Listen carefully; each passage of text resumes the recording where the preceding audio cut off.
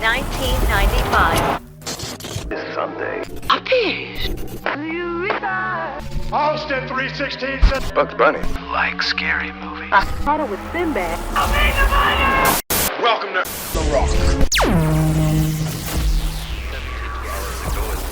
System was detonated over 7 nights. GoldenEye exists. A radiation surge that destroys everything with an electronic circuit. I want you to find GoldenEye. 3, Find who took it. 2, And stop it. 1. My name's Bond. James Bond. Hello, James. What an unpleasant surprise. He was a friend, and now he's your enemy, and you will Kill him. The pleasure will be all mine. 3 clicks, arms the fuse. Charming, sophisticated secret agent. You're a sexist, misogynist dinosaur. I need the gun. That depends on your definition of safe sex. See you in hell, James. You first.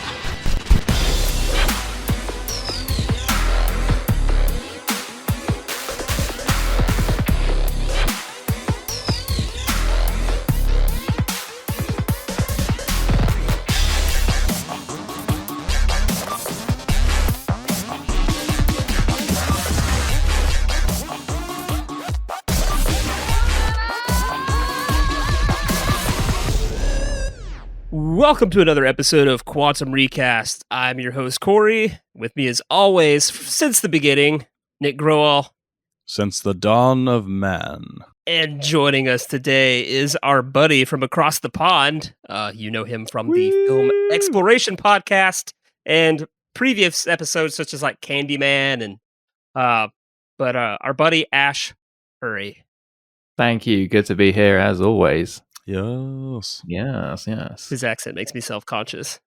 Don't be. It doesn't make anyone else unconscious. Don't worry about that. I'm just putting it on, actually. It's that British accent. You automatically sound right about everything, and this is like a debate podcast. This is we go terribly.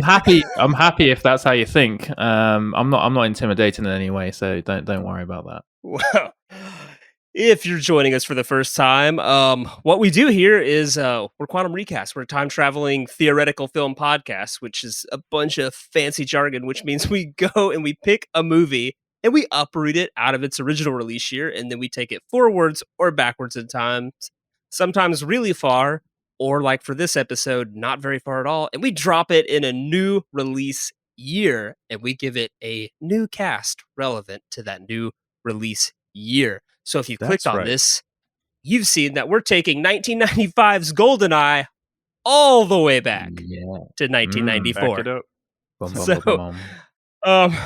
but before we do that, just a little house cleaning here. If you are on the social medias, we're there too. So you can find us pretty much at Quantum Recast on whatever social media platform you so desire.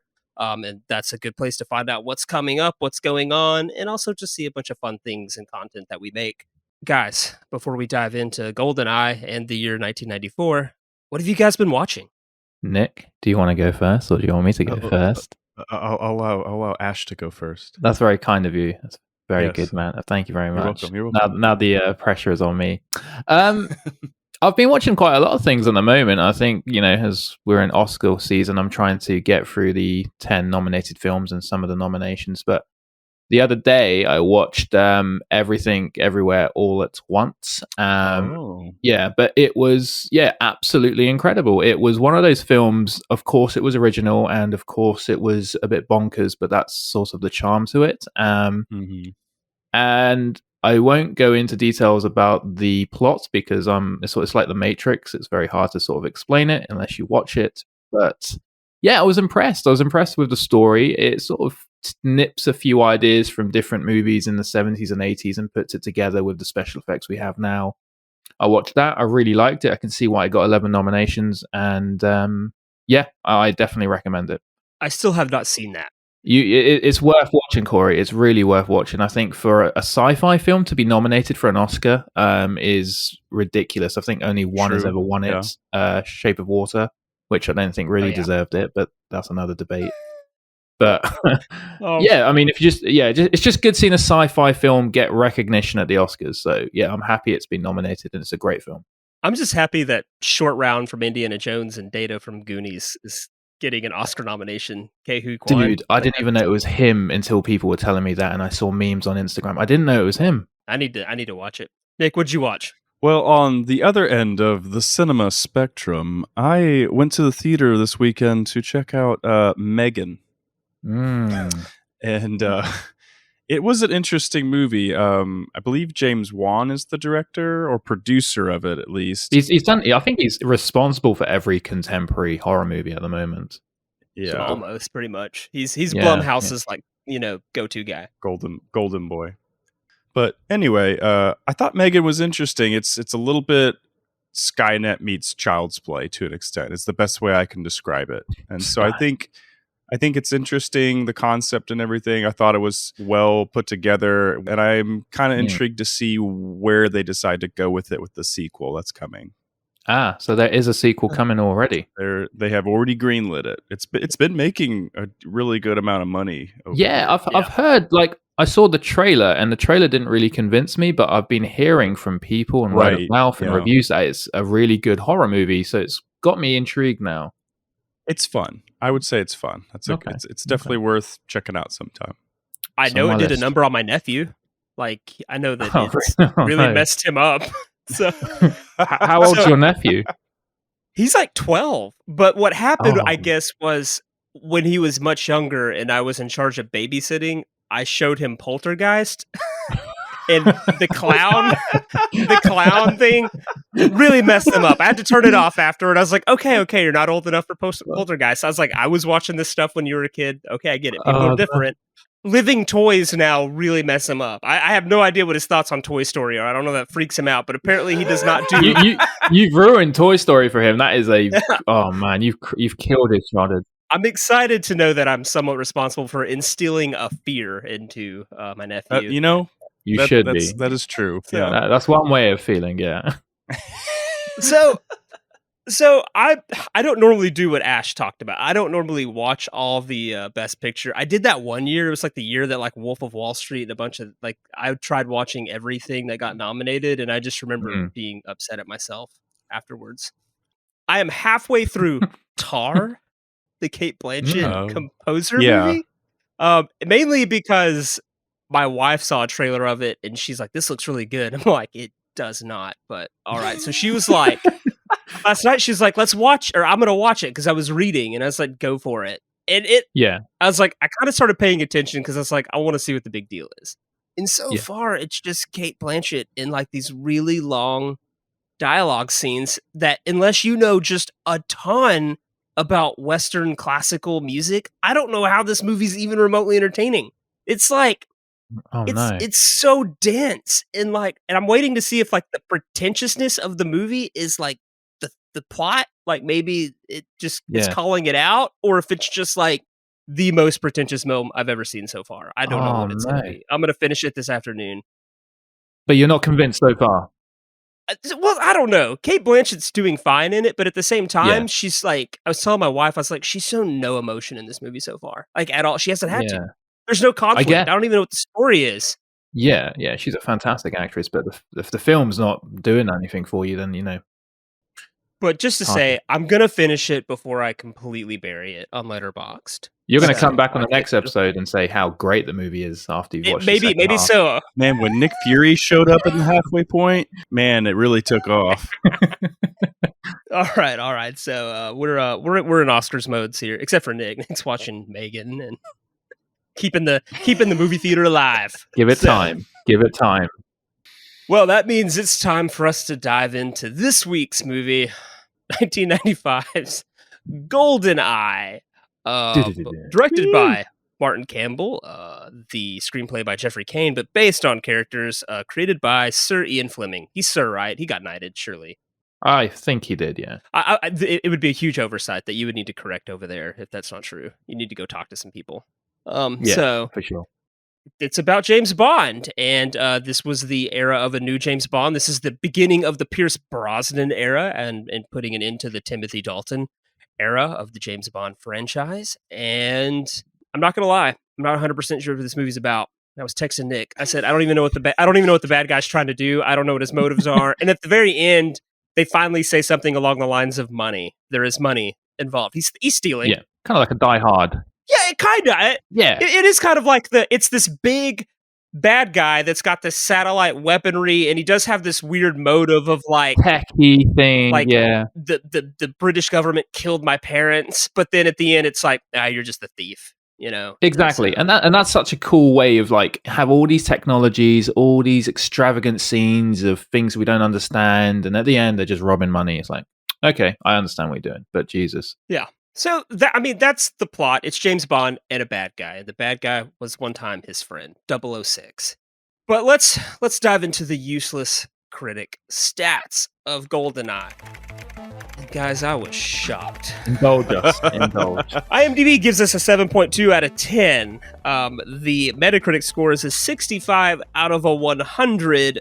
Letterboxd, it's sitting at a 3.5 stars. Rotten Tomatoes, a critic score of 80% with an audience score of 83%. Wow. And our boy Roger Ebert gave it 3 stars, which is weird because his review actually sounded like he was bashing it the whole time, but he still gave it 3 out of 4 stars. So Not bad. This is actually weirdly a very critically well-received movie. I think it's because like you said, there was a space and time between the last Bond movie, and I think this was the first one. In retrospect, it took the action and everything a little more seriously. There are still plenty of like the Bond puns and the cheesiness that's in there, but I feel like this was the first time they went, okay, let's actually try to make like an action movie here, and with quite a large budget going on. I think the 6-year gap, but the biggest between a Bond film, by the way, is a massive contributor why this film was well received, because Timothy Dalton only did 2 movies, and then it just sort of was on hiatus for 6 years, the end of the Cold War, the Berlin Wall coming down. Cinema in those 6 years changed dramatically with digital effects, CGI. Toy Story came out before that, Lion King. So it was like, how do you do action films now? Do you do digital? Do you do models, which this movie had? So it had a mixture of it. And how do you revitalize Bond again? So they had a massive task ahead of them, and they got it right. The story isn't great, but none of the stories are, to be honest. It's definitely about spectacle, I would say. Like the visuals of this movie, like I think of the scene between Bond and 006 when they meet again in the halfway point, and it's just all these giant statue pieces that entire around. Scene, the entire scene, the lit scenes in the dark, the sort of the third man, the way he comes from darkness into the light, classic references there. I really enjoyed this movie. A lot of people here, I think, enjoyed Pierce Brosnan. I mean, the debate here is always who the better Bond is, kind of like who the best Batman is. It's sort of we hold our like hand around it quite tight with, Pierce Brosnan, and Sean Connery's probably the one that no one ever argues about, and maybe Roger Moore actually. But if you go back and look at Timothy Dalton or George Lazenby, they are formidable films. But then you have to look at the direction the film went into, and interestingly enough, Martin Campbell directed Casino Royale, so he did 2 debut films. Yeah, it's interesting because he's adapting with time, because that was 2006. This was 1995, so that's a whole decade. So I mean, it's interesting how Martin done it, but I think a lot's due to the director as well as the actor playing Bond. All right. Well, in a second, Ash, I'm going to ask you why you chose GoldenEye and why you moved it back only 1 year. But before we do that, we've got to talk about the year we're taking this movie into. We need to get an idea of the cinematic landscape of 1994, which is weirdly very different from 1995, because 1994 is often cited as one of the greatest years in cinema. It was a massive a year for movies that have more or less stood the test of time. Before we look at that, let's go to the domestic box office for movies released in the year of 1994. Coming in at number 10 is Quentin Tarantino's Pulp Fiction. Number 9, The Mask. Number 8, Speed. Number 7, Clear and Present Danger. 6, Dumb and Dumber. Number 5, The Flintstones. Number 4, The Santa Claus. 3, True Lies. Number 2, The Lion King. And coming in at number 1 is Forrest Gump. Oh, yeah. Ooh, that year. For Strong context, Jim Carrey had 3 films in the top 20 of That's 1994. amazing. Ace Wow. Ventura: Pet Detective came in at number 16. Yeah, that was then a couple of years after he was making 20 million per movie. Cable Guy, I think, was his first one, wasn't it, in 1996? Crazy. Yeah, that was his moment. Those 4 years, 5 years. So no one is casting Jim Carrey as Bond, I'm guessing, in this episode. There will be extreme trouble if that is the case. I'm just going to say that out loud. I'm just not going to say anything. All right. So that's what the general audience was into that year, which is, man, again, it's very varied. You have kind of go the whole spectrum there at the top. But let's find out what the cinephiles were into. Let's go to the Oscars. We got to put on our tuxedos, walk the red carpet. Everyone's saying, who the hell are those guys? And, okay, we're here. Best Actress in a Supporting Role was Diane Wiest for Bullets Over Broadway. Best Actor in a Supporting Role went to Martin Landau for playing Bela Lugosi in Ed Wood. Oh. Best Actress in a Leading Role went to Jessica Lange for Blue Sky. And Actor in a Leading Role, of course, went to Tom Hanks for Forrest Gump. And then the nominees and winner of Best Picture for 1994 was The Shawshank Redemption, Quiz Show, Pulp Fiction, 4 Weddings and a Funeral. And then, of course, the winner was Forrest Gump. So Deserved? What I was going to ask, has it aged well? I don't think so. I think people now go back and look at Forrest Gump and say it's a fun movie, but maybe it shouldn't have been as big of a deal. Yeah. Why do you think it was a big deal? I still don't understand the film and why it was so big, like Oscar worthy. Why was it an Oscar worthy film? We talked about this on the last episode about Shakespeare in Love. It was a feel good movie. I don't think anyone saw it being the best picture especially over Saving Private Ryan, which another Tom Hanks movie. Yeah. But I think maybe it's just like a perfect storm of right place, right time, and with the culture at the time. Yeah. And you got Tom Hanks at his peak form. Absolutely. So. And he won the year before as well, didn't he? He did. He Philadelphia Story. Yeah. Which back to back Oscars, man. So I know that it's kind of almost trendy now to go back and kind of retroactively, I think, hate shit things. on Forrest Gump. I mean, things in general, but even Forrest Gump. Now, it's one of those things, like if you're going back and retroactively hating on it because it's the story of a mentally handicapped guy being played by a non-mentally disabled actor or something like that, I'm like, that's stupid. You just got to go back to the time and go, nobody was having those conversations. Yeah. So my thing is this. I don't think it should have won Best Picture, but I do think Tom Hanks deserved Best Actor. I agree with what Cory is saying as well. Tom Hanks probably, I don't know his competition that year. I think he definitely did better than John Travolta, but... And what genre do you put Forrest Gump in? What genre is this film? Drama. I think. Yeah, it's the umbrella term. Yeah, drama. It's drama. I think anybody can sit down and watch it. It's just one of those things where I think most of the conversations based on people go back and go, "How did the Shawshank Redemption not win?" To wrap up the thought, you know what Forrest Gump is? It's a fake biopic. Well, exactly. Yeah, it's based on nothing. It teases with things Forrest Gump did. It's like every biopic, it's like we have to cover this man's entire life and all his interactions and how he affected things, but he's not real. Well, you just have to remember this is based off a book, and at least they grounded it, because in the book Tom Hanks goes to space. So they at least grounded it. It could have been worse. What is this book? All right, that was okay. I think we got a lot out of our system about the Oscars in 1994. Twin films. We've actually been here before, and there's a ton. I mean, this is a lot of them overlap between 93 or 94 overlaps with 93, 95 a bit in terms of what they were doubling it down on. Obviously, this is the era of Tombstone and Wyatt Earp coming out at the same time, and Street Fighter and Mortal Kombat coming out at the same time. But then really, I mean, Camp Nowhere, Heavyweights are the same, essentially, movie. Only one's just more obese. And then there were 2 skydiving action movies this year, Terminal Velocity and Drop Zone. So, I mean, it's the 90s. They were just cranking everything out. So, oh, and we also had Gordy and Babe. We also had two pig-centric movies. Very cool. I have seen both of those. Strangely Which one's enough. better, Nick? Oh, Which one's better? Babe by a long shot. I haven't even heard of the other one. I have to Gordy is the straight to DVD Disney ripoff.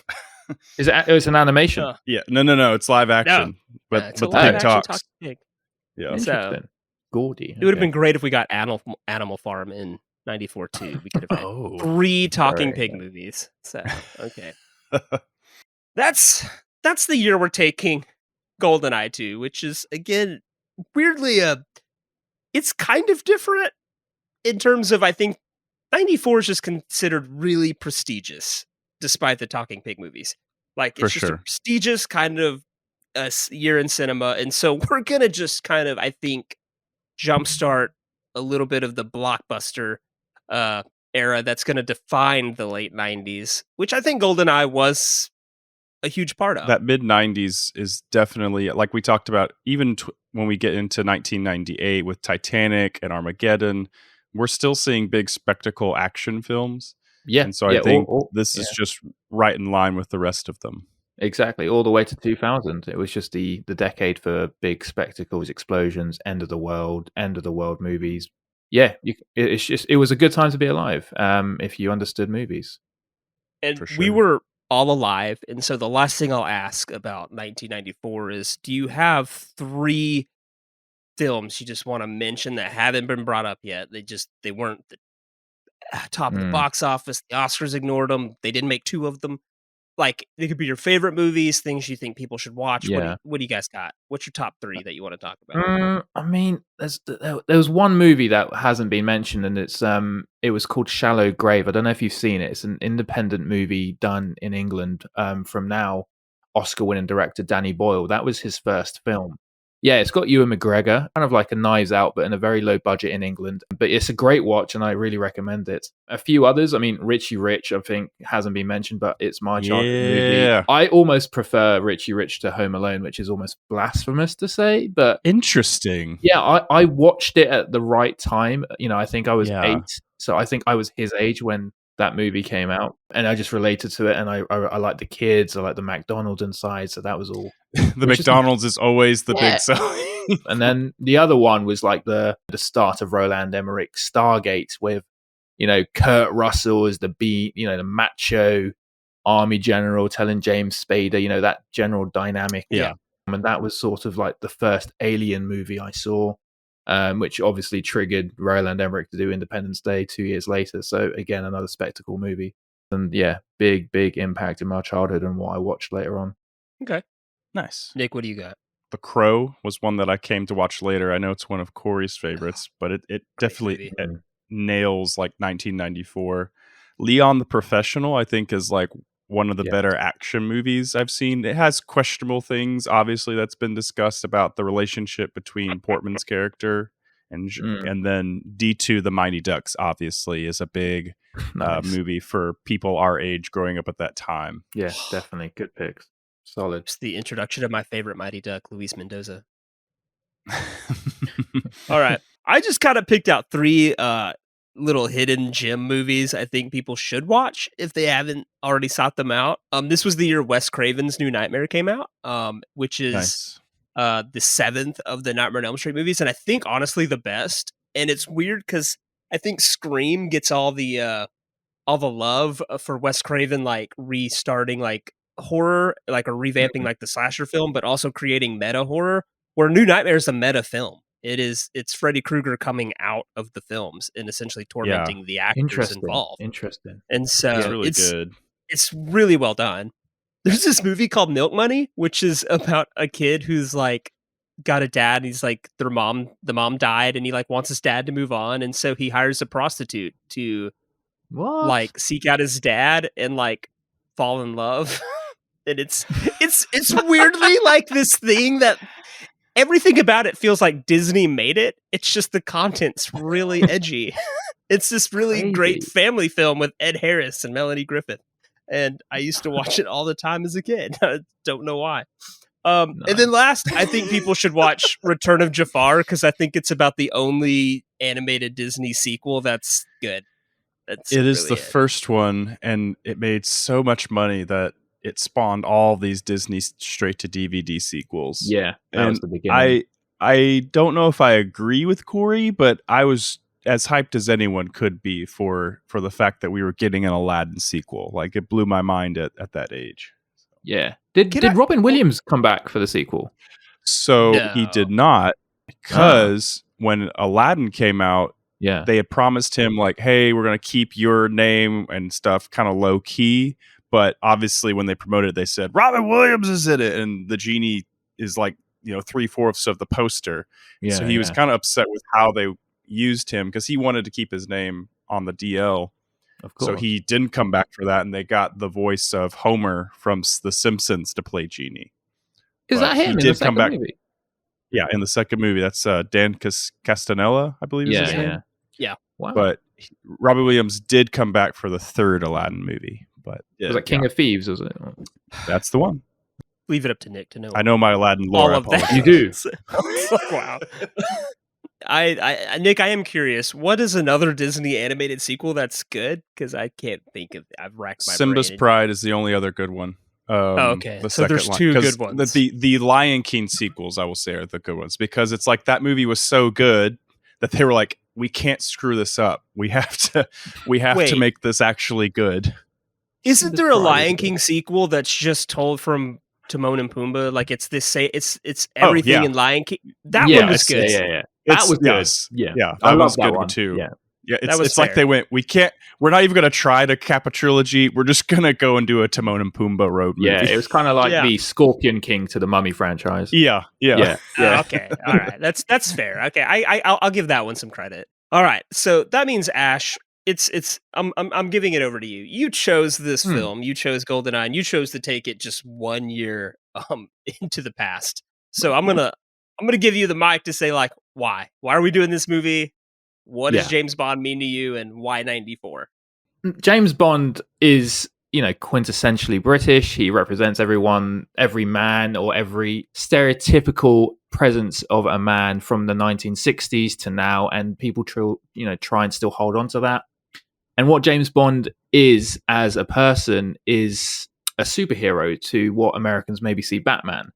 Batman has no superpowers. He is just a man. And it's exactly our equivalent of Bruce Wayne in James Bond. And the reason I'm taking it back to 1994 is because in 1995, when James Bond came out, as we've just discussed, in 1994, we had a lot of special effects movies, animation movies, big blockbuster action movies. And the reason I want to take it to 1994 is because I want this movie to stand for that year. I want this movie to be this beginning of 1994 to see what is at stake. So to recast it this year means that it is basically outline what is to come. It's like casting Batman. It's like casting Superman. It's casting fictional character everyone is aware of, even though they may not like any of the movies or know much about it.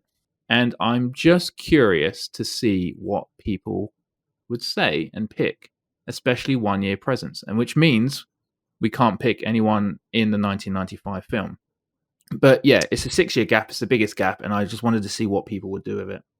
Ash, I was going to ask you, who's your favorite Bond?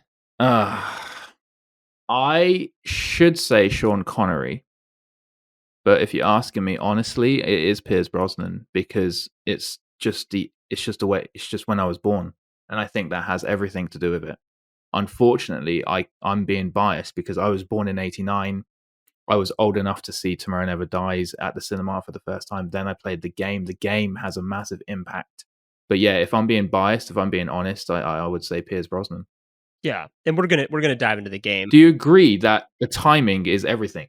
Does that take away your views of an actor? So I'll say this: I don't like James Bond movies. I don't like spy movies. They're not my thing. But one of my closest friends lives and breathes James Bond. He's been on the podcast before, Christian Taves, and he's a Pierce Brosnan guy. He will argue and fight that to death. But at the same time, he's our age, so I do think it has a lot to do when you talk about a character. You get really attached to that one that was like there when you came into the scene. Yeah. I will live and die on Michael Keaton as the best Batman, but there's probably some biasness there that he was Batman when I walked onto the scene. Exactly, and that's you've used the right word there. Attached. I am attached to Pierce Brosnan because he was the first guy I saw has that character. It's kind of like the Jordan versus LeBron debate. All of us that grew up with Jordan are like, no, he's the guy, he's the top dude, and then you have a bunch of the younger generation that is going, no, LeBron's obviously the top guy. Who you grow up with watching, idolizing to an extent, has a lot of impact on. It's a hard debate. It's very subjective as well. I mean, all the people now are saying Daniel Craig, but obviously I know why they're saying that because they were born after 2000. So Craig is my favorite, mostly because growing up, I wasn't allowed to watch James Bond movies. You weren't allowed. I was not allowed. Really? Wow. I did get to play the game here and there. Very sheltered life, Ash. You'll learn. But watching the Daniel Craig movies was the first time I actually sat down and watched them. And I think because of the time and place we were at, it was Dark Knight trilogy era. We were making lots of franchises like that, giving them the gritty realism. And that just played to that time and period where I was interested in those type of movies. No, it's interesting. He's actually the one of only two that's English as well. The rest are not. So that's really good. Yeah. Piers is Irish. Sean is Scottish. Lazenby was Australian, wasn't he? Yeah, Lazenby was Australian. Timothy Dalton was Welsh. So Daniel Craig and Roger Moore are the only English Bonds. Huh. And that's another thing I don't like as well, because you guys have flexibility with casting Batman and Superman as different nationalities, whereas we have this stupid, ignorant thing where only a British actor can be Bond. And I personally don't like that. Ash, let me ask you this. We're currently in the era of casting a new James Bond, right? Indeed. That's what's happening right now. Like Daniel Craig's done. Yeah, he's finished. And so do you have a favorite choice to play Bond? I know I listened to Barbara Broccoli's podcast, so I know the age gap she's looking for.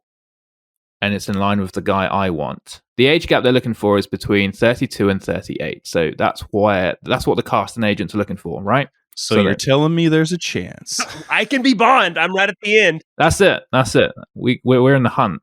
Yeah, there is one guy to answer your question. He was born very close to where I am right now, 20 miles. And that is Aaron Taylor Johnson. You may know him as Kick-Ass, or the guy from Godzilla, or in Bullet Train more recently. Yes, Bullet Train. Most people probably know him as Quicksilver in the Avengers. Quicksilver in the Avengers. Yeah, so that's who I've got my money on. And I think he ticks all the boxes. He definitely ticks Barbara Broccoli's boxes. He's the current favorite, right? I read that recently, or that he's had some good meetings. Like, I guess recently. He had a open audition with the producers, and it went really well, apparently. But they've been saying that about Idris Elba for a long time and Tom Hardy for a long time. That was my guy. Ash, I wanted Idris Elba so bad because then I feel like it confirms the Bond as a code name theory, and I just want that to be true. So gosh. Because then it puts The Rock. It puts Michael Bay's The Rock in the canon of James Bond, in my opinion. That's Sean Connery is James Bond. His real name is this other guy, and James Bond was always a code name. That is actually a very interesting theory, Cory. I never thought about that. It's a popular theory with me that it's just The Rock that's just James Bond. Got captured in the US and and he's a British operative in The Rock as well, isn't he? Yeah, he is. He knows all of America's dirty secrets. Yep. Oh my gosh, this is blowing my mind. I've never made that connection, and I love The Rock. Oh, gosh. Imagine getting Nicolas Cage in a new Bond movie. Oh, You've just made Cory's day. Yeah, I'm glad you're in on it. So, like, I love it. Start spreading the word over there. I love these fan theories. Cory, I love nothing more than a fan theory. That is a great one, honestly. Oh, man. I'm all for that. I would ask you both who you're going to cast as Bond, but we're going to get to that in a second, aren't we? I haven't been keeping up with it too much. My thing is just, I was for Idris Elba, but I like Aaron Taylor Johnson. Well, we would be doing an injustice to this entire thing if we didn't at least take a time. We're a film podcast, but to acknowledge the video game, Of course. Yes. GoldenEye. I don't think you can talk about this movie without acknowledging its video game tie-in. The best. I'm guessing you guys played this, right? Are we all played this? Oh, duh. We're in the wheel. Yeah, We're in the wheelhouse. I still have it. So. I was like, Yep, same. Nick has a 64 plugged into his TV right now. So Oh, I don't have that, but I have it lying around somewhere. I am going to give you a list of the 10 greatest movie tie-in video games. Oh. And that's defined as the movie had to be tied in with the release, or the game had to be tied in with the release of a movie. Just because it says Star Wars on it doesn't qualify it. It had to be released. Right. Okay. It is being released in conjunction with it. Number 10 was the Die Hard trilogy game, came out with number 3.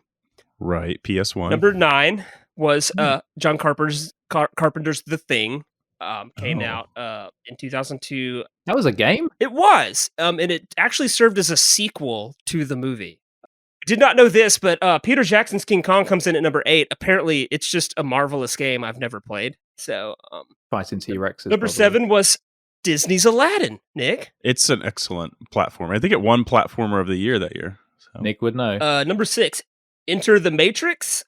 Number 5 was Lord of the Rings, The Two Towers. Excellent. Number 4, The Warriors. Number 3, The Chronicles of Riddick. Escape from Butcher Bay. It's like a prequel to the Chronicles of Riddick movie. So how do you know that? One acquires knowledge as a child over the most random secret Vin Diesel fan over here. Then the top 2 spots go to Spider-Man 2, tie-in with the Spider-Man sequel. And then number 1 on every list I researched is GoldenEye. So this game, I guess, is primarily it created essentially the multiplayer thing, did it not? Am I wrong? I would say so, yeah. I believe it brought the first-person shooter to prominence. It was the first major one, and I believe multiplayer was the big thing about it. And the thing about it was developed by Rare. For people that don't know, they made the games like Donkey Kong Country, Banjo-Kazooie, to name a few. It actually didn't come out in time with the movie. It came out like a year or so later, I believe. And what's interesting is that some of these games that you've listed, they are not like a one-for-one of the movie. It's like, here's a prequel of the movie. Yeah. Here's a sequel to the movie. Yeah. The fact that GoldenEye covers the movie itself and is actually good, because usually those type of games are just the cash grabs. They're like, hey, throw something together, put it out there, it'll make a bunch of money. Yeah, for sure. That's why a lot of them died, because the quality drop was. I mean, E.T. is considered one of the worst. It almost killed video games back in the 80s. So interesting. That's true. It's wild that one of the best games of all time is a movie tie-in. One of the worst games of all time is a movie tie-in. It's true. It's true. And so GoldenEye, though, ends up creating, essentially introducing first-person shooters, and then creates multiplayer. Do you guys remember your preferred way of playing multiplayer? Because I do. Yeah, it was. I had the library setting. I had the golden gun. I think it was, where it was just you shoot them once and they die. Yep. And I just found it was absolutely revolutionary, the way that you could like shoot the glass or pick up weapons. Are we all in agreement of the no Oddjob rule? No, see, that's what I was going to say. What was that? Because I never understood that rule. I just saw it pop up and I was like, he's too short. It's a disadvantage for everyone else. Like, yeah, because he wasn't the same size, so like he was like he'd come up, so anyone who was Oddjob could just sneak up on you because you weren't looking down as you were walking. Unless you're screen watching your multiplayer. Yeah. Which I've seen kids get kicked out of slumber parties for screen watching. So like, I remember specifically we played Temple with rocket launchers and proximity mines in no Oddjob. That was the primary thing, and then Nick only got to play it every once in a while because his parents were against James It's Bond. true. It's okay. All right. It's okay. So wrapping this up before we go into the actual casting of a 1994 version of GoldenEye, we like to ask, how does this movie change? And I don't know that it does a ton. I guess not, but I guess it does set the scene. It kind of sets the tone for what 1994 is about to become. What is to be the most prestigious year of cinema. And then I guess really what we're doing, and maybe this is sad for you, Ash, considering Pierce is your guy, but we're actually replacing Pierce for the next 4 James Bond movies, theoretically. Yes, you Alternate timelines. You are. Yeah, he is. Based on your rules, he's not eligible to be James Bond here. Yeah. I'm just curious to see what would happen if this was the case. Speaking of that, though, I read something super interesting. Apparently, Pierce Brosnan was approached to be James Bond back in the 80s, but he had already signed on to Remington Steele, a Christopher Columbus movie, and they couldn't get him out of his contract. And Christopher Columbus felt terrible because he thought he'd be a perfect James Bond, and he knew that that was like a multi-film gig, and it's just like, it sucked that the studio wouldn't let him out. When 1993 rolls around, they're looking, and like obviously they're in this weird litigation. GoldenEye is being written for Timothy Dalton, but the further they get away from it, the more like the studio's going, we need to go with a different guy. And Christopher Columbus actually got reached out to and said, any ideas? And he had just done Mrs. Doubtfire, and he said Pierce freaking Brosnan. He like made up for it. Get that guy in that movie. I know a guy. Yeah. Because Pierce thought like it was too late at that point, that he'd be too old, but nope, they said. And so Christopher Columbus, in a way, kind of contributed a little bit and said, nope, just worked with him. Still Good great guy, looking. Chris Columbus. James Bond, Harry Potter, there's no ends. Well, guys, we need to do this. We need to cast GoldenEye in 1994. 1994. Want to hear the most annoying sound in the world? My mom always said life was like a box of chocolates. There's a bomb on a bus. What do you do? What do you do? You have now arrived. Ash, you chose this, so you're going to be the director, which means that Nick and I have prepared cast lists that you've sent to us. And of course, we'll do our 30 seconds around to knock down some of the lesser roles, but that we feel are important. But then we'll hit top 7, 8 roles that we think are great, that we'll discuss. And Nick and I will essentially pitch our choices to play these roles in 1994. Again, we just want to reiterate, we are operating on the rule that we cannot choose anyone from 1995's version. This has to be a completely different looking movie, because otherwise this would be a really short podcast. But before we do that, we got to talk about the rules of Quantum Recast, because we don't just time travel all willy-nilly. We hold ourselves to some standards. Rule number 1 for Nick and I as the casters is that anyone we cast in 1994's GoldenEye must be alive in 1994. Rule number 2 is anyone that we cast in 1994's GoldenEye, they must be free to act. They cannot be incarcerated or tied up in any sort of legal issue. Rule number 3 is that they must be active in 1994, which means they have to have at least 1 acting credit in 1994 or prior to. We cannot discover any new actors. Rule number 4, and this is the big one, anyone we cast in GoldenEye in 1994 will lose all major film roles in 1994. And as we've discussed at length, it's kind of a big year. Some things might get hurt. Just remember, everyone, it's all a game. Don't crash your car or throw your phone. I'm doing my best. Yeah. So Gonna be hard. not worth it. Not worth it. None of this is real. And we don't count TV or Broadway or anything like that. Just films. Ash, as the director, you get 2 power-ups. Yep. At any point, you can switch 2 actors that are on the board. Like, you can retroactively do it at any time. You can just kind of be maybe looking at the list and going, you know what, I like this guy here, this girl here, and I'm going to switch them. And then you have the override, which must be done during that particular character's casting, in which you can tell me and Nick to screw off and put your own person in. But you can only do that 1 time, and you have to do it during the casting itself. Okay. Clear as crystal. Is everyone ready? I'm ready to go. I think so. Nick's still like casting. And let me just do a little Googling here, adding there. All right. So we're going to start with our 30 seconds or less round. Roles we like, but maybe not worth talking about. We just can't be a 4-hour podcast, and we have to just kind of cruise through some of the roles we like, but we're not going to discuss them too much at length. So, Ash. Yeah. I'm handing it over to you to do the 30 seconds or less, which is the characters of Irina, played by Minnie Driver, Bill Tanner, played by Michael Kitchen, Dmitry Mishkin, played by Checky Cario, and I'm going to get some of these names wrong. I'm so glad I don't have to talk a lot about them. That's fine. We all might. Colonel Aramov, played by Gottfried John, Jack Wade, played by Joe Don Baker, and of course, Moneypenny, played by Samantha Bond. So, Ash, I'm handing it over to you. Okay, guys, are you ready for this? I'm going to ask you who you've got. You're going to tell me a quick reason why, and then we're going to move on. And then I'm going to select them. All right. First one. Irina, who have you got? Nick. Madonna. It was just funny in my mind to see her singing badly and then getting kicked off stage. Madonna's not bad. Cory, what about you? I also chose Madonna.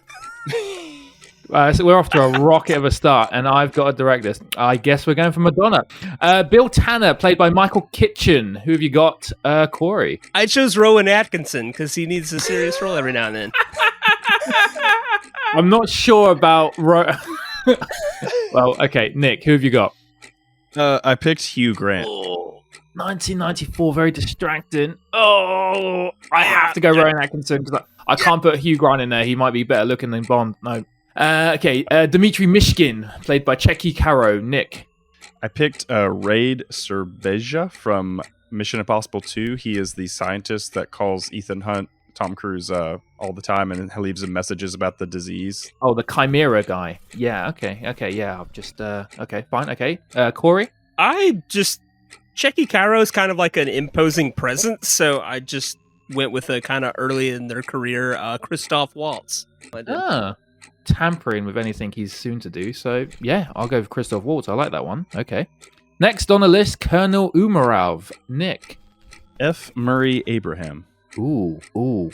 Nick, that's a great shout. Yeah, I like that. That's a good one. I'm gonna have to pick that. I'm not even gonna go to Cory, but no, Cory. Wait, what? I don't even get it. I'm gonna go to you. Cory, try it out. Look, I'm just trying to give you a sympathetic chance here, but that is a great shout, Nick. Have you ever seen Judge Dredd? I went with Jürgen Prochnow, and that's all I know him from. Is he's in Judge Dredd? He's the German guy. So yeah, we're gonna go with Nick on. We're gonna go back to Nick with Jack Wade, played by Joe Don Baker. Who have you got, Nick?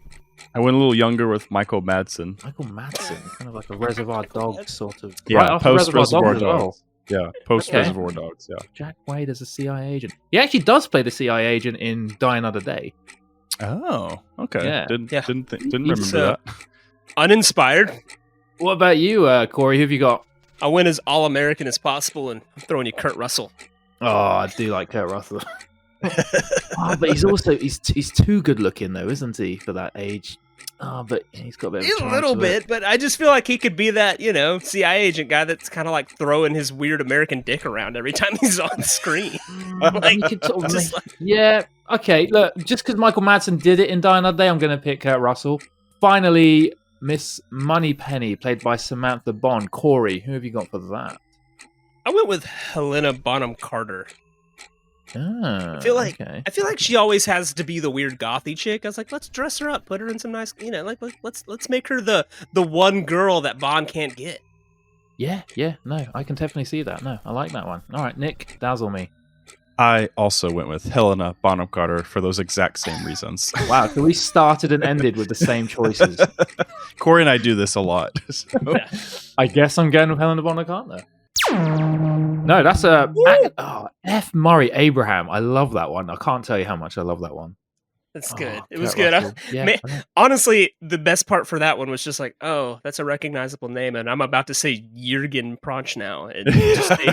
So we actually have soon-to-be Blofeld as a supporting cast in this movie. It's kind of that Marvel problem of sometimes it's hard to escape casting anyone that hasn't already been in said franchise. Exactly. Especially with the Marvel universe, but yeah, Bond equally so. All right, so that brings us to the top half.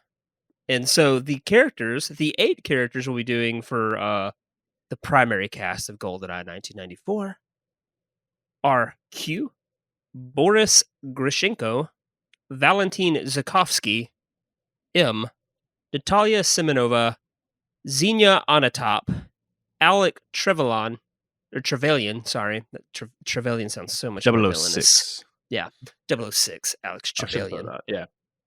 And then James Bond, 007 himself. And so we're going to start with Q, played by, I guess James Bond royalty, Desmond Llewellyn. Just the thing for unwinding after a rough day at the office. Need I remind you, 007, that you have a license to kill, not to break the traffic laws. Who's been Q in every film up until now? Right? I think so. GoldenEye would be the 17th movie, so I believe he did 15 of the previous movies. Yes, and we're firing him for GoldenEye. We're saying, no pressure. Desmond, here. Get out. We want. It's not your turn anymore. Q is essentially the Alfred. Just to piggyback onto Ash's comparison, he's just keeping the place going, and he's giving James Bond all of the gadgets, the exploding pins, and the armored vehicles, and I don't know, tuxedos that have parachutes built into them. In this particular movie, it's probably one of the most fun scenes. A lot of the characters, weirdly, in this movie are one and done in their scenes. They just kind of show up once. And here he is giving James Bond his gadgets for this mission, and it's hilarious because there's just a bunch of lab assistants in the background just destroying themselves with, I don't know, an airbag and a phone booth for some reason. It's a good time. British humor. But that's what we're looking for here. The gadget guy. Yeah, the gadget guy. So, all right. So, Ash, who do you want to go first?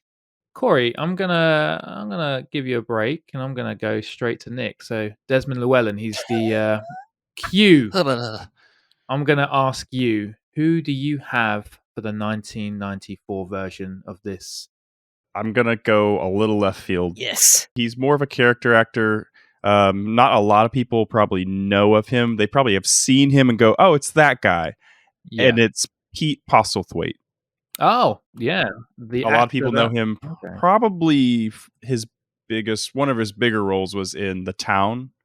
Yeah, great role. The florist. More recently. Yeah, he was the florist guy. He was in The Usual Suspects. And then he is also in The Lost World Jurassic Park as Roland Tembo. Yeah, the hunter. Yeah. Yeah, he's a very, very big actor in the UK. Mm-hmm. Apparently, Steven Spielberg called him the greatest actor that ever lived.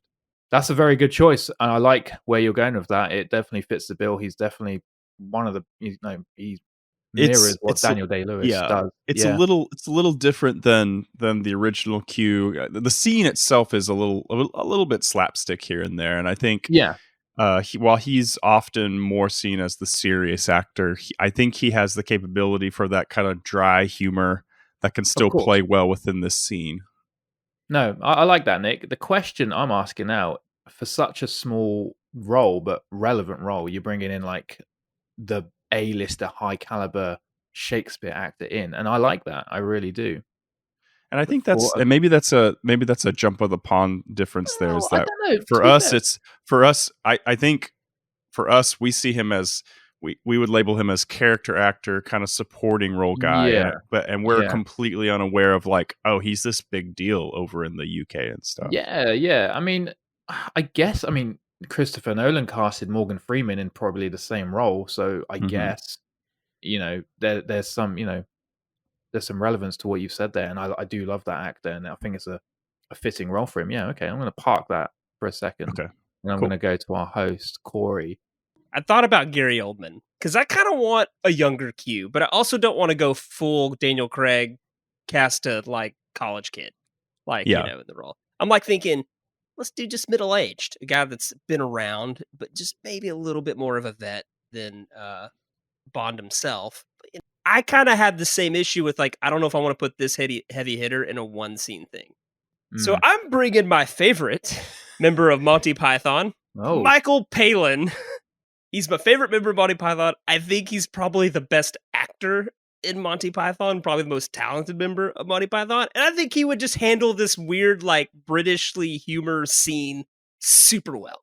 Honestly, Cory, that is actually quite a good pick, and I can completely see him doing that role. What's he doing in 1994, though? He is a free agent. Wow. Ooh. Wow. And Nick, what about Pete? What's he doing in 1994? He's just doing a lot of TV series. Suit 16 is this year. And he was in a Sinead O'Connor video for You Made Me the Thief of Your Heart. Oh, there you go. Can't cast him now. No, on all honesty, I think Pete's just too big for that role. I don't know if that is a thing, but I just think he's massive for that role.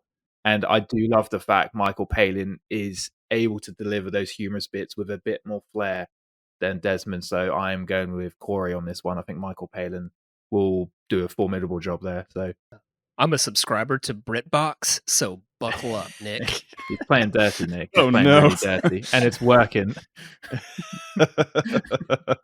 So that would mean we are moving on to Boris Grishenko.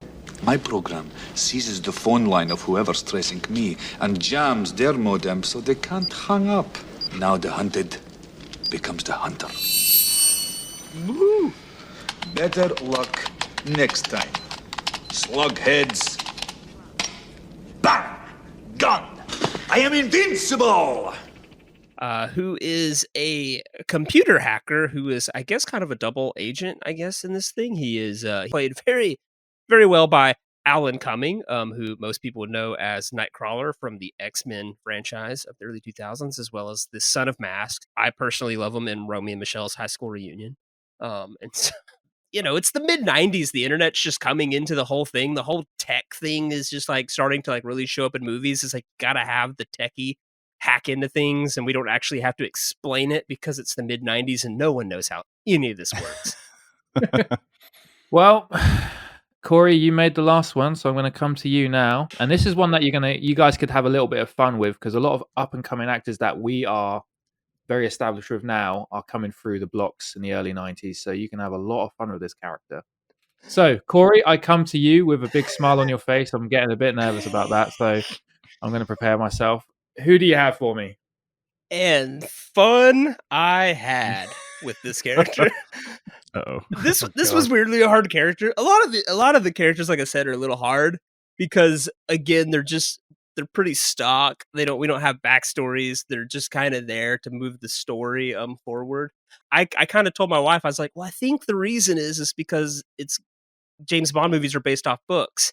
This is apparently the only James Bond movie not based off a book or something, or it's Correct. just That's true. It's completely written. I was like, okay, I don't know why they have 100 characters. Then I decided to I'm gonna kill something a little near and dear to my own heart, because this year he's in Time Cop and Street Fighter, but I'm bringing you Jean-Claude Van Damme. What? Because I think it would be fun. Just throw a pair of glasses on Jean-Claude Van Damme and have him be the techie guy. Interested. You're not joking.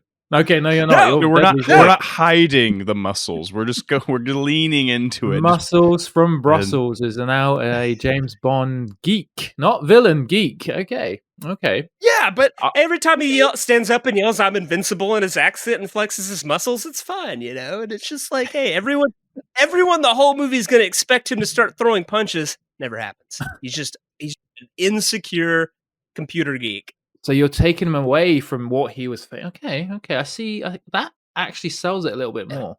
Well, I'm gonna take him out of. Because you're reshaping what Jean-Claude is. Yeah. Okay, so Jean-Claude Van Damme for Boris. Any of the other characters I would have understood, but Boris. Okay. Even Natalya. Okay, Nick. We come to you. Please, give me some logic on this one. So all of the top names that I had in mind are busy. Your Gary Oldmans, your Johnny Depps. So I'm going at the approach of we're gonna take a normally considered comedic actor, and we're just gonna say dial it back just a bit. But I'm gonna give you Dana Carvey.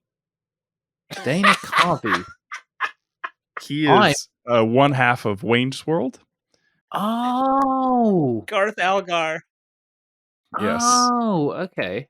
A lot of people might balk at and go, he's too silly, he's ridiculous. But I think that Dana has enough subtlety to himself to go like, oh, I can if he's normally at 11, he can bring it to like a 7 or 8 and still get a lot of good laughs and a lot of personality coming out.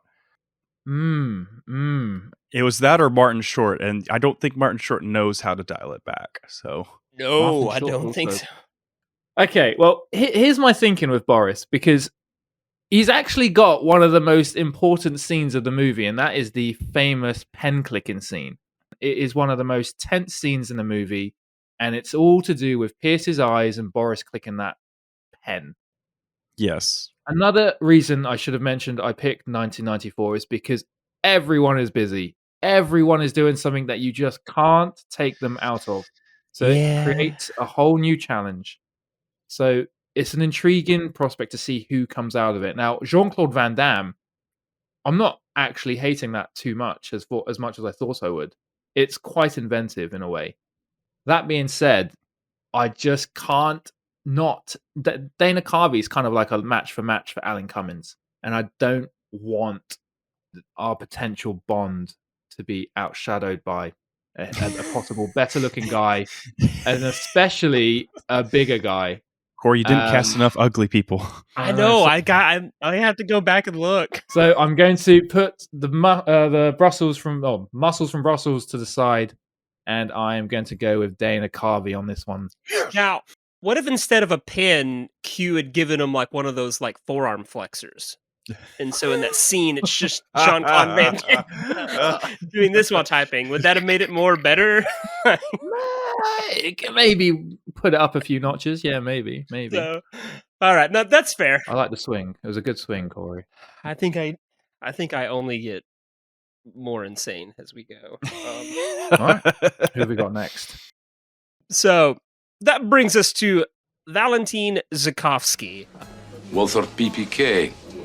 7.65 millimeter. Only 3 men I know use such a gun. I believe I've killed 2 of them. Lucky me. I think not. Played by Robbie Coltrane, who is going to be most notably known for Hagrid in the Harry Potter movies. Just recently passed away, actually. Valentin Zukovsky is apparently just this Russian arms dealer who is in direct conflict and competition with the Giannis syndicate, who James Bond is going after. And so it's a fun scene. Again, it's just kind of this one and done scene where Coltrane gets to kind of like just chew up scenery with a great Russian accent. He almost shoots off James Bond's penis, and I think that would have been the end of James Bond. I don't know if he has a will to live without a penis. It's kind of his entire character. He certainly would not. But it's just a fun scene, again, just to kind of move the story forward. But I think Robbie Coltrane actually does an incredible job in it. He does. So, it's fun. He's in this one and the next 2, I think, actually. So Tomorrow Never Dies and World Is Not Enough. So a likable character in the franchise. And I like him. So Valentino Zukovsky, Robbie Coltrane. We're going to go to Nick, who won it last round. Woo! So, Nick, who have you got? I got one name for you, and that's usually how the rules go, so that's good. Good. But he's a free agent, actually, this year. He does a TV show called The Lifeboat, but we don't count TV. He is 1 year before Braveheart. So I'm going to give you Brendan Gleeson. Oh, that's strong. That is strong. That's, like for like, we're going for that, slightly overweight match. I like that as well. Huskier Strong guy. actor. Yeah. Recently been nominated for an Oscar this year for Banshees of Inisherin. Yes. His son is doing wonders in the Star Wars universe at the moment, and in Ex Machina, you might know. Great actor. That's his kid? Gleeson. Yeah, that's his kid. Yeah. The About Time guy, Corey. About Time, or Ex Machina, or The Revenant. Dang, man, acting is genetic in that family. And they're not generically interestingly easy on the eyes actors, but they have done some great films, and their performances are amazing. Though. Yeah. Nick, I love Brendan Gleeson. I'm falling in love with that at the moment. All right, Corey, who have you got for Mr. Valentin? How are you going to counteract Brendan Gleeson? So, like you said, Ash, you brought us to 1994. And I hope you understand that meant we were going to burn some things down. Here's what I considered pivoting. This is actually where I originally had Jean-Claude before I had my inspiration to move him down to Boris. Because I was like, I think Jean-Claude would be a fun arms dealer. And it kind of puts James Bond over to know that like he's sitting across from Jean-Claude and he's had the best of Jean-Claude before. But I'm just going to go with my original thought here. He made a rather important film this year. I personally don't love this movie. I actually just watched it last year and was a little disappointed. I'm giving you Jean Reno, and I'm pulling him out of Leon. Wow. The Professional. Not knowing how Ash feels about Leon the Professional. You know what? Jean Reno is a fantastic actor. Some would say he made his name in the Western culture because of Leon the Professional. Others would argue Godzilla, but we won't get into that. I knew him from Godzilla. That's Same. So do I. I'm gonna admit it. It was Godzilla I saw him in first. Jean Reno in that role it brings a new twang to it as well. And we could even keep the French accent as well. So I think it adds a lot of depth to a character that Robbie Coltrane went with in a different direction. The question is, do I take him out of Leon the Professional, which is a film Luc Besson did in the middle of editing The Fifth Element, and it turned out to be a bigger hit than the movie itself. And I love that story. I absolutely love the story. That the minis film outdid the big film. I think only because of that, because I am in love with Leon the Professional. And without him in that role, Natalie Portman might not be in that role. And that's when we start screwing up the timeline, guys. And I love Natalie Portman too. And then that screws up the Star Wars timeline too. So, it's a massive... You got to think about that. Jean Reno affects the Star Wars franchise. But a Star Wars franchise we don't really care about. Yeah. In retrospect... Everything post-1994 Star Wars... Well, yeah, actually, you're right. Everything before 1994 was good. Everything after wasn't great.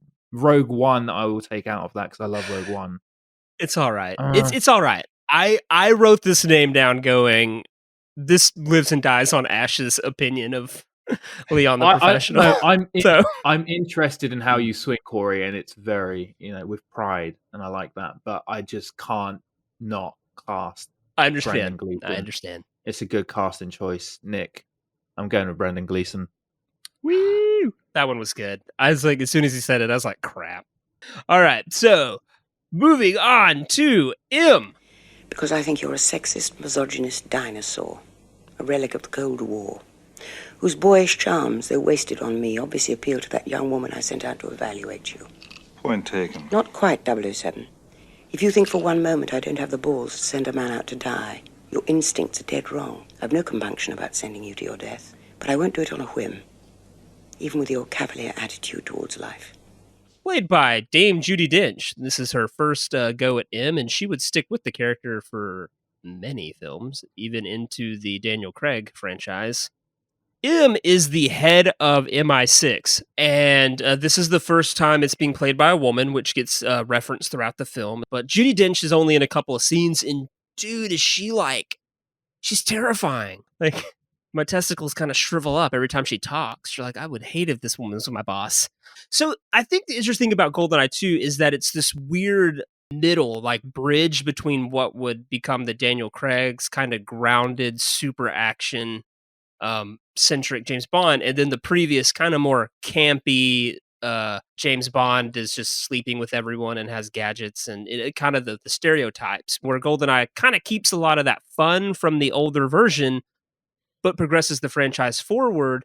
And Judi Dench is a key part of that, in that she calls James Bond out as being almost this antiquated character in this meta fashion. I think it's an important scene, and I think Judi Dench really, even though she doesn't have a lot in this movie, really comes to almost define the character. It's she might be the quintessential M. Yeah, 100%, Cory. Well said. Yeah, well said. So it's a big role, even though it's not necessarily throughout the movie. It's mainly just a couple of scenes, but she nails it. So Ash, I don't know what you're looking for, but here we go. But that's the thing, though. What you absolutely beautifully said. It's one of those cameo roles, or the scenes with two absolute vital scenes where it's played by an absolute powerhouse. Nick, I come to you. You won it last time. Who have you got for M? This is straight from the hip. 5 minutes ago, had a thought, and I'm just going to follow through with it. Wow. A free agent this year. She is an American. Interesting. I'm going to bring you Angela Bassett. Wow.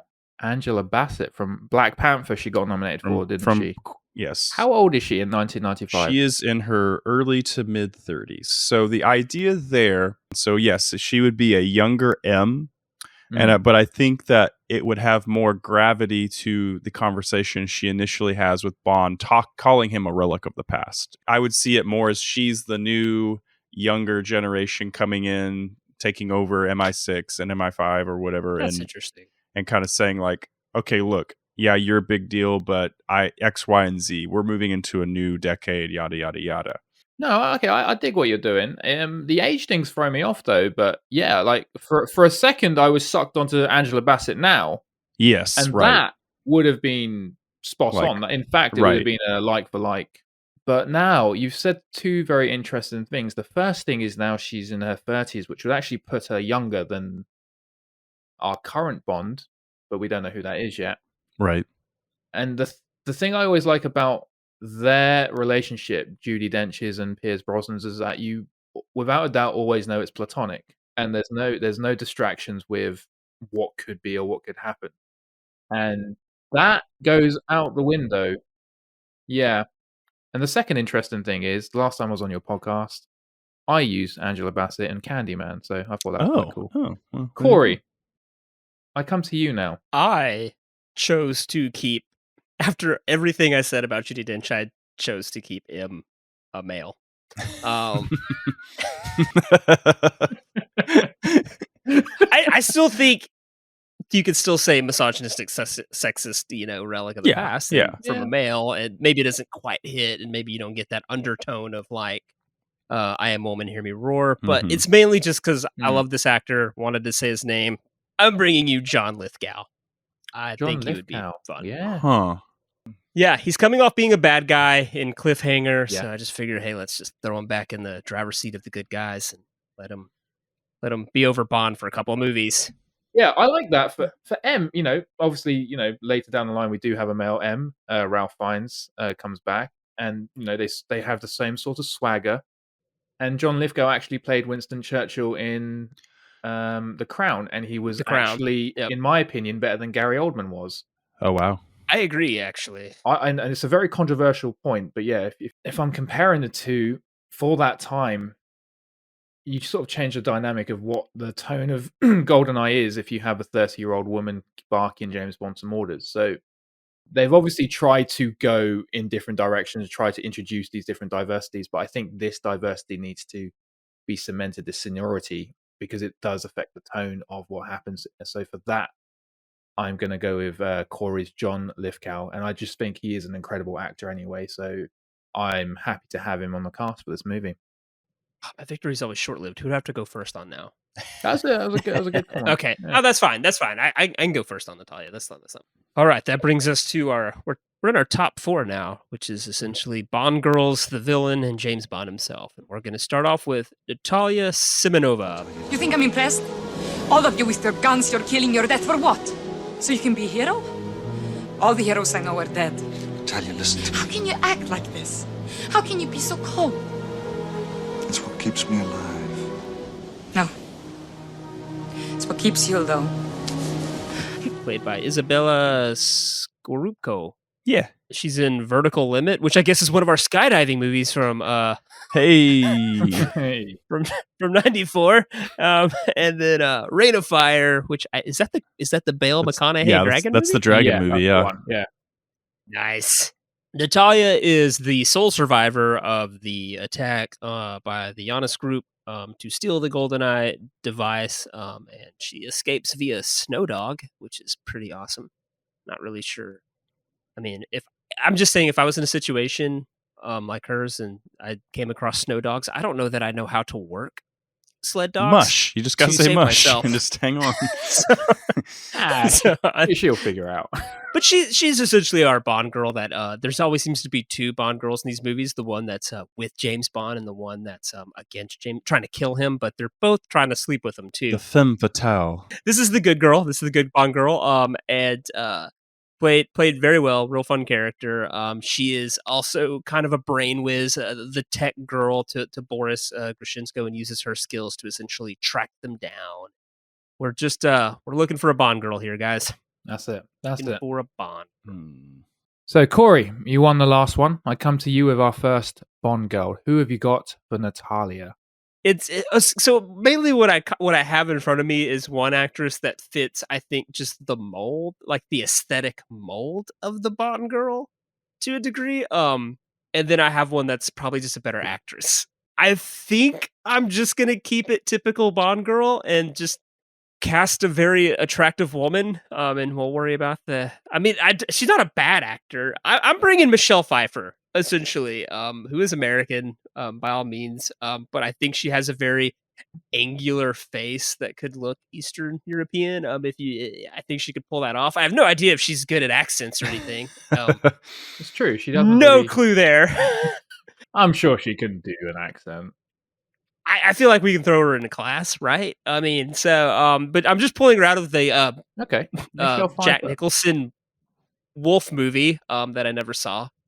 She's done enough films with Jack Nicholson, right? Yeah, she's done. Yeah, so. Okay, Michelle Pfeiffer. And she's free in 1994. What besides that film? Just the Wolf. Yeah, that's all she's doing. Okay, well, without sounding misogynistic, with the role of Natalya, I mean, generically, I'm looking for a decent, good-looking woman. We're dealing with a franchise that has a lot of stock kind of characters. Just saying that there is a trope that goes within this franchise, and in this period of time, generally they're going to be looking for the beautiful up-and-coming actress to play these type of roles. Absolutely, and that's exactly what we're looking for. And Michelle Pfeiffer fits the bill. I think Michelle Pfeiffer is an underrated actress, and I think she is as much of a character actor as you can for a woman that's is gorgeous herself. I'm going to counter with someone a little younger, up and coming. She hasn't hit her big stride yet, so I'm going to try to kickstart her career a little faster. I'm going to give you a 20-something Catherine Zeta-Jones. Catherine Zeta-Jones? Wait. Yeah. What is she doing in 1994? Nothing. TV. Return of the Native, The Cinder Path. She's in an episode of the Young Indiana Jones Chronicles in 93. Wow. Her first big movie that I recognize is Masks of Zorro in 98. Which is kind of crazy. That's when she got established, I guess. Yeah, because she does Mask of Zorro, then Entrapment in 99 with Sean Connery. Entrapment. High Fidelity in 2000, Traffic, Chicago in 2002. Wow, that's not who I had on my list, and I didn't even think about that. And that is a very good choice, kind of in full circles if she's already playing against a Bond in Entrapment already. So, right, yeah. Yeah, exactly. I like that little... Yeah, I have to, without a doubt, go out with Catherine Zeta-Jones. I'm sorry, Cory, but Catherine Zeta-Jones is something that just completely slipped my mind. I thought I had... I thought I had all bases covered in 1994, but she just, that was an 11th hour pick for me, because I was sitting there going, because I had Gina Davis in mind, but I was like, well, I had Gina Davis. Yeah, that's who I had. No, and Catherine Zeta-Jones has every quality, has the depth. We know she wins an Oscar later in her in her career, so yeah, and she can really play on that very sexy vibe, Bond girl, 100%. And there's nothing wrong with your pick, Cory. I just didn't even think about Catherine Zeta-Jones. And does it help if I tell you Michelle Pfeiffer was in a movie with Sean Connery in 1990? Which one? Something called The Russia House. It doesn't look as sexy as Entrapment, though. Entrapment is too sexy. It's too sexy. No, dang it. It has my regard. What sucks is I thought Catherine Zeta-Jones was a Bond girl, and I immediately I thought she already was. Maybe that's the thing, is that she is. Now she is. She should have been a Bond. She can still be a Bond girl. She should have been, yeah. Oh, all right. Well, let's go to our femme fatale, Xenia Onatopp. The trick is to quit while you're still ahead. That's one trick I've never learned. Perhaps you'll show me how it's done. Vodka martini. Shaken, not stirred. And for you? The same. How do you take it? Straight up. With a twist. Which is, I want to say, it's a good distance from Pussy Galore, but it's still pretty on the nose. Yeah. In terms of they're related. Played by Famke Janssen, also of the she's of the X-Men, right? Like she played she is. Jean Grey. She's in Taken, where Liam Neeson, rescues her. Deep Rising, The Facility. She's in a lot of things. Xenia Onatopp is the femme fatale who murders her would-be victims with sex. Yes, that's right. Flexes her Kegel muscles, her thigh muscles, Yeah. and crushes the men to death. I did read that Famke Janssen nearly had a heart attack when she read the script and saw how she was supposed to murder men, but whatever, she went into it. And She did it. Definitely parts of this film where I thought she kind of maybe overdid the I'm going to have an orgasm every time I'm on screen. Sure. Even when she's shooting a gun, she's like making noises and you're like, she's just into all forms of violence, as she's fetishized violence. So we can't judge what turns someone on, okay? Don't kink shame, Cory. It's true. I don't want to kink shame. So intriguing one for someone to flex their muscles who may have ordinarily not had the opportunity to. So this is a very fun role for a female actress, and I'm intrigued to see who you bring to the table. So, Nick, you won the last one. Who have you got for me? So Cory has always brought up, anytime an actor usually wins like a best supporting role or an actor role, usually then they get pulled in to play a Bond villain. You're like, you did the thing, good job, here's your Oscar, now go be in the Bond movie. So with that in mind, I believe 2 years from her Oscar-winning role, I'm going to give you Marissa Tomei. Marissa Tomei. Recently, she's been Aunt May in the Spider-Man movies. Her biggest thing, obviously, was her My Cousin Vinny in '92 was her Oscar win. She's also been in The Wrestler. But I think she, as an actress, just has the range to be able to play a little bit of this over-the-top, over-sexualized character, but with the believability of she's into this, and she's also very capable of killing you. I didn't put that name down, and I thought I would have. And I don't know if you've seen a film called What Women Wants with Mel Gibson. Yes, yeah. But Marissa Tomei is in that, and interestingly enough, she has a sex scene in the movie where she is doing a voiceover, and that's the scene that's maybe why I thought you picked her, because of that scene, and that would have been genius. Yes, that was my reasoning, Ash. Yes, Nick, I remembered this. Because she does that scene beautifully in terms of her reactions, in terms of what she wants, what she doesn't want. I love Marissa Tomei. She's also in a film called The Ides of March, which I love, by the way. One of George Clooney's better films. Yeah, I haven't seen that. Okay, Marissa Tomei. I like it, Nick. I really do. And we'll go with What Women Want is the reason why you picked her. Exactly. Corey, who have you got to counteract Marissa Tomei? First of all, I'd like to say it's bullshit that Nick used my Bond Oscar theory in his casting, but I apparently am dead set on just screwing with one of my childhood favorites, and I've pulled Kylie Minogue out of Street Fighter. She plays Cammy. Oh. Though I don't think she's very super integral to Street Fighter. Kylie Minogue. I don't know if anyone's super integral other than Raul Julia to Street Fighter. Yeah. I love Raul Julia in Street Fighter. So good at that film. It's so good. Yeah, so good. And most people, Kylie Minogue, she's kind of an overseas pop star, but that got into acting. But and she'd probably mostly, if you don't love Street Fighter, she was the Green Fairy in Moulin Rouge. Right. So, yeah. Hey, you could possibly get a song out of it for the movie. Yeah. Can't get you out of my head. Well, she was massive when I was growing up as a pop star. She's an Australian pop star. Can't Get You Out of My Head was the big song in that version in the 90s. She could have maybe done what Madonna did and sing the theme tune for GoldenEye. So true. I kind of like where you're going with that, Corey. Interesting. Yeah. Oh, you know what? When you said Marissa Tomei, I was like, whatever Corey says, I'm probably going to go with Marissa Tomei. Unless Corey goes outside the box, which he kind of has with Kylie Minogue. And the more and more I'm thinking about Kylie being in the movie, and she's quite angelic, to see her do that role as well, I think It would be unexpected. Yeah, and I like that. And she has shown that aggression in music videos as well. I think Marissa Tomei is a bit on the nose. And there's nothing wrong with being on the nose, but I think I like the direction Cory's gone with Kylie. Yeah, I kind of love it. Yeah. I thought I had a easy layup there with Marissa Tomei, don't get me wrong, great choice, but Kylie Minogue. It's very fitting for a Bond casting. Yeah, if that makes exactly. sense. If it was going to work, it would be in a Bond film, and it did.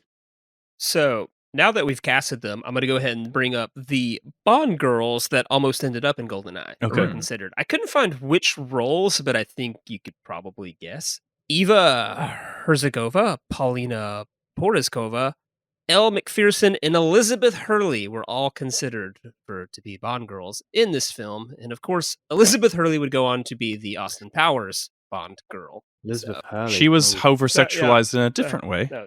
I think Elizabeth Hurley turned a loss into a win by becoming the Austin Powers Bond girl. So we're now down to our villain, Alec Trevelyan. In my 6th figure, I was too young to remember, and in one of life's little ironies, the son went to work for the government whose betrayal caused the father to kill himself and his wife. Hence, Janus, the two-faced Roman god come to life. It wasn't God who gave me this face.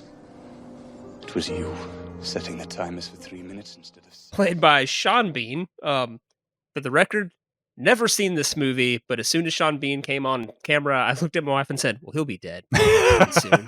And sure enough, he gets shot in the opening scene just for a big reveal later that he's not actually dead. You only die twice. Yeah, he literally does. He dies twice. He is 006, and so he's working with James Bond, their buddies, blah, blah, blah. And then, at the beginning, a mission goes haywire. And James Bond definitely doesn't really, I guess, care that. I mean, I guess it's just one of those things. If you're 007, hey, casualties happen. He doesn't really seem to take his death too hard. This is a villain who holds a lot of grudges because he's pretty much mad at James Bond over the 3 minutes, mad at England for killing his parents, and he just also is a thief. And that's mainly it. Yeah, he's just a really well-rounded villain with a lot of motives going on. But it's Sean Bean, and he plays the character really well. Yeah, and it's interesting. Sean Bean, where's he from originally? Sheffield in England. It's North England. It seems like the accent he uses in this movie is very different from his normal accent. It just kept throwing me off. The interesting thing with James Bond actors is they've always used their own voices. To epitomise whereabouts they're from. Now they've obviously gone from Scottish to Welsh to Northern English. I think George Lazenby didn't even have an Australian accent, so he actually put he grew up in England. So the accent you hear Sean Bean using, who I'm sure you'll tell us later on, was one of the frontrunners to play James Bond.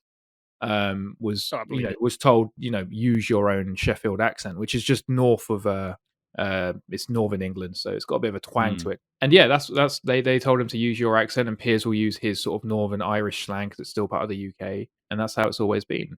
And the way they casted Alec Trevelyan was, we needed someone who could have played Bond, who in turn was one of the top 5 actors to play Bond, and so they chose Sean Bean. And I don't know if the reputation of him dying started there, because this is pre-Lord of the Rings. Well, he is in Troy, and in Troy he lives. So, he does. If you want to and watch we never got an Odyssey movie with him, and I'm so upset about it. Oh, he was so good in that movie too. He was great. So, Cory, you won it last one. Who have you got for the villain of the show? I've purposely lost in the past.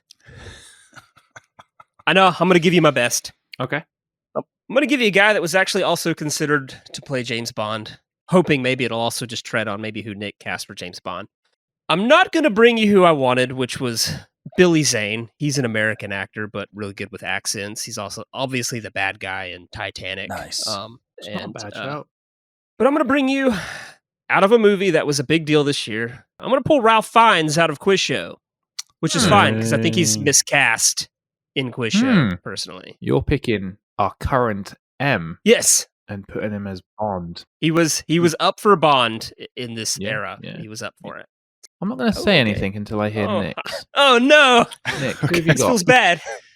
My pick is going to upset Cory, but is also going to be, he might be okay with it because he's playing the villain and he dies at the end. He does a movie this year, Mary Shelley Frankenstein.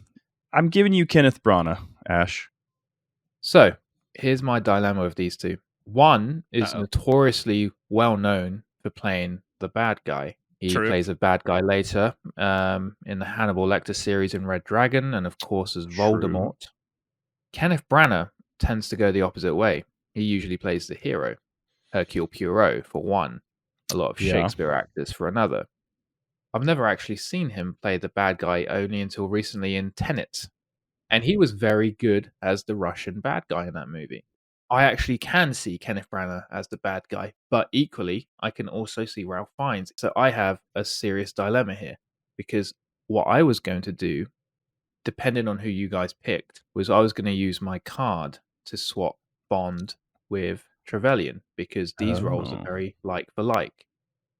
And because of that, so I am playing a backup here, just in case I don't like Bond, and I'm going to pick Ralph Fiennes, because not only is he a great bad guy, but just in case I don't like Bond, I can also see him as James strategy. Bond. Smart strategy. I just don't know if I'm going to give him a great Bond. So, Nick, I hope you brought him back. We'll find out. I don't know. I got some names down. All right. Okay, so we're here for the main event now. The name's Bond. James Bond. This is the main event. This is what I wanted, really, from both of you from the beginning. James Bond. I don't know his middle name. Tiberius. James Tiberius Bond, 007. Tiberius isn't really his middle name. That's James Kirk, isn't it? Sounded good. Is it? Is it James Kirk Bond? It's James Tiberius. Herbert Bond. Oh, James Tiberius Kirk. Yeah, you're right. That's why that sounded so well with James. James Herbert Bond is what the Google machine is telling me. Is it really? Whoa, dang. No, that is correct, because I think it's something to do with Ian Fleming's family member or something. Yeah, that makes sense. I want the villain that calls him Herb, just to get under his skin all the time. Well, nice to see you again, Herb. Not a bad accent. Thank you. Played by Pierce Brosnan. This would be the first of the Pierce Brosnan run, which encapsulated, I think, 4 films total. Played excellently by Pierce Brosnan, actually. I kind of sometimes think like the Pierce Brosnan was probably met with some of the same maybe eye rolling as Keaton with Batman. It's kind of like, yeah, really? Like, he's a little older, and is he this? But then, he becomes one of the, most recognizable faces and names with the role. But James Bond, he's a super spy. What else is there to say? He's 007. He's like, he's suave, he's very seductive, and he's very much saves the world all the time. That's really all there is to say, right? I mean, I don't know how to sell something that's like, Coke. You kind of know what Coke is. It's James Bond. It's like, talk about Pierce Brosnan's role. I mean, what I'm really looking for here is an actor who's taken a 7-year journey as James Bond, the most iconic character in British cinema, maybe. The one thing that is interesting when I cast it and when you pick your actors is that with Pierce Brosnan, why I find him to be Bond is because with every other film he did after he did his time with James Bond, I only ever saw him as James Bond. Whereas with any of the other actors, I could actually detach myself from James Bond and see, like with Daniel Craig in Knives Out, or the girl with the dragon tattoo, or Sean Connery in The Untouchables, or Timothy Dalton in Hot Fuzz. I always had that capability to detach myself from Bond, but I've never been able to do that with you. Just go, oh, that's James Bond. Yeah. Yeah, exactly. And that's one thing I'm looking for in the casting, someone who solidifies that role throughout their career. So on that note, Cory, who is going to play 007 in 1994? I'm going to pull out my casting power up and defer to Nick to go first. What? these rules haven't been agreed upon. You can't make up. What is this, Calvin Ball? Okay, so one of the first names I wrote down was just too old. I feel like we just missed the boat, and I wrote down Kevin Kline. I just thought he would have been an interesting James Bond. Yeah, but I feel like he's just a little. By this point, he's in his 40s, and I know you want to kind of start a good Bond run in your 30s. Then I thought about bringing up this idea that in modern cinema, a lot of British actors play American roles. And I was like thinking about trying to give Bond to an American actor just to be snide. But I don't think I'm going to do it. I think I'm going to go safe. Okay. I'd probably be more likely to go left field if Nick was going first, just so I could see what he's doing. I'm going to pull him out of a pretty big movie this year. Nominated for Best Picture. We've already established that maybe he's a little too good looking to be Bill Tanner. And I'm going to bring you Hugh Grant. Wow. We're at the peak of Hugh Grant powers in the mid-90s, I feel like. Has he gone on his rom-com run yet, or does this predate that? He just did 4 Weddings and a Funeral this year, which could maybe be the beginning. He'll do 9 months, a year or two from now, and then it's just full-on rom-com from there. He's going to be the endearing British man in American So when you don't become James Bond, your track in career is, well, there's rom-coms and hang out with Sandy B. So not a bad alternate. It's actually quite a clever pick because his rom-com career started in 1994. Yeah. So if we're taking him out of the film that kickstarted his stereotypical genre, yeah, we're going to sideline it a little bit. Yeah, it technically doesn't exist, and Notting Hill doesn't happen, and the rest doesn't happen. Love Actually. So you've re-altered a trajectory for an actor that would have been one thing and completely something else. Yeah, I think he can do it. I've seen enough of stuff. Like he was just now in some HBO series last year where he played a doctor. He was kind of the villain. Yeah, and he with the did really girl well. with Nicole Kidman. That one. Yeah, that was fantastic. And so loved it. He's got a lot of range that goes beyond, I think, just the stereotype of he's like the lovable Brit, who's kind of also a bumbling fool, kind of thing. I think he's got a lot of range. So I think he could actually pull off the suave. The suave is no question. Yeah. It's the physicality I'm questioning in my head. Yeah. So it's kind of the physicality thing that's kind of going against him. I considered bringing you Johnny Depp. I considered making... He can do a British accent really well. So I was I'm just going to steal one. He's an Ed Wood, isn't he? But yeah, he is, Ed Wood which, this year. Again, I would have been killing something I love. Yeah. But okay, I'm going to go Hugh Grant. I'm going to go safe. Hugh Grant. I like it. I'm not going to say anything more because I need to push it against what Nick has. Nick, who have you got to go against Mr. Hugh Grant? So this actor is known for being very if I say that's going to give it away. I'm going to play I'm going to play a Bond villain role myself here and force this actor to go against type where they're just playing a lot of serious dramatic roles and tell them you have to be in a franchise or else the world ends or some crazy lie. We're from the future. We can tell them this. I'm going to give you a free agent this year. I'm going to give you the Method Man himself, Daniel Day-Lewis. He's in his mid-30s. He's just gotten done with Last of the Mohicans in 92. I think it's just fun to play with the idea of the guy who's very anti-franchise, Mr. Method actor. So I just think it's fun to throw him into this mix. Okay. Here's the problem I have with both of yours, and here's the reasons why. One of yours, I don't see him as an action star, but it doesn't necessarily mean Bond is all action. I mean, Pierce Brosnan gets into fights and he loses, kind of like Indiana Jones.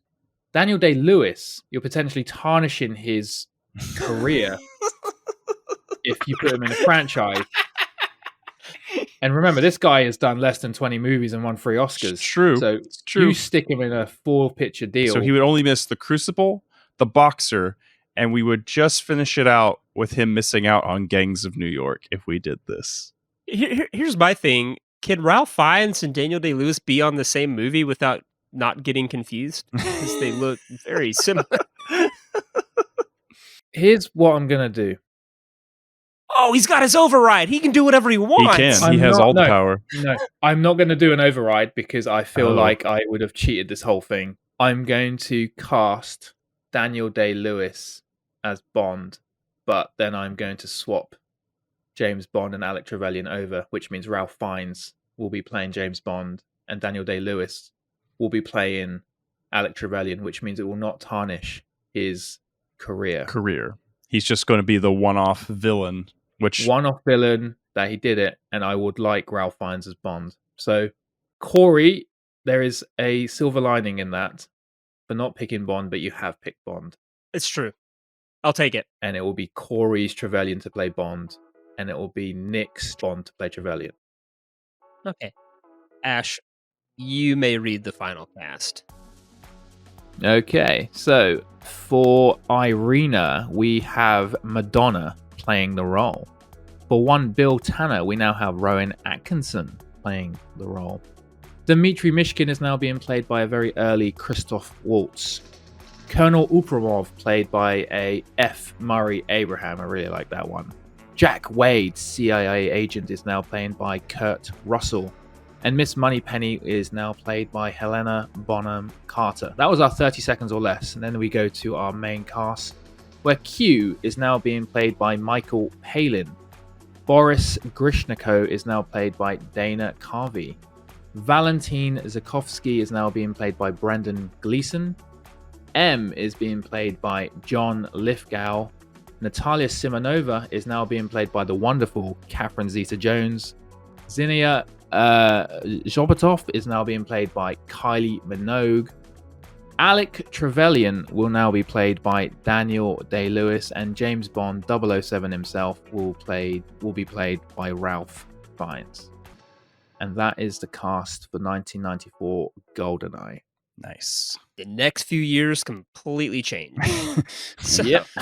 We have altered time as we know it. Amazing, guys. That was pretty good.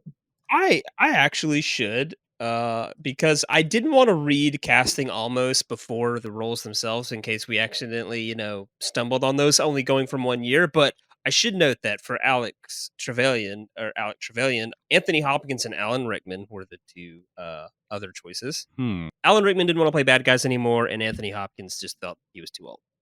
Yeah. James Bond! Ralph Fiennes was considered. Paul McGann, almost, I think, was it the 11th hour, going to be him if Pierce turned it down. Liam Neeson did turn it down. Mel Gibson turned it down, and Hugh Grant and Sam Neill were considered. Sam Neill would be interesting. Well, that was GoldenEye 1994. Just taking one movie, a whole franchise in a weird way, back 1 year to see what it would look like if we got a jump start on that. And I hope you guys enjoyed that. Again, we are on all social media platforms, and you can check us out anywhere there to see upcoming things and engage with us. We're pretty fun on social media, I think. Hope you enjoyed this episode. We will see you next time. Say goodbye, Nick. Goodbye, Nick.